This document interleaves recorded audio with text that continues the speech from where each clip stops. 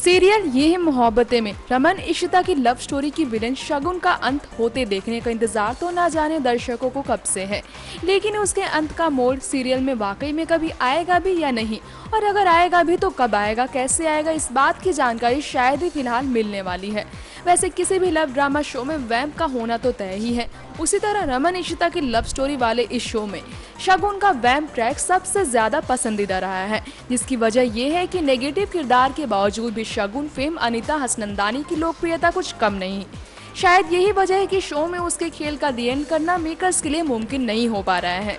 वैसे इस मोड़ का फिर भी दर्शकों का इंतजार रहता ही है कि शगुन नाम की विलेन इशिता की जिंदगी से दूर चली जाए। चलिए ये चाहे मुमकिन हो भी या नहीं, सीरियल के आने वाले ट्रैक में दर्शकों शगुन की हार देखने का आनंद तो जरूर लेंगे। जैसा कि हमने आपको ये बता ही दिया है कि मनी से जिस मकसद से शगुन ने शादी की थी, अभी तक उसका वो मकसद पूरा नहीं हो सका है, लेकिन उसने अपनी इस कोशिश को जारी रखी है, जिसने पीहू के बाद अब मनी की बेटी आलिया का इस्तेमाल करना शुरू कर डाला है।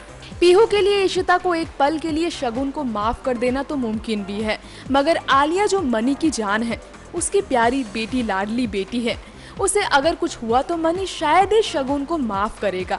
दरअसल हम बात कर रहे हैं शगुन के एसिड अटैक के प्लान की, जिसने आलिया के ऊपर अपने गुंडे भेजकर एसिड अटैक करवाया था।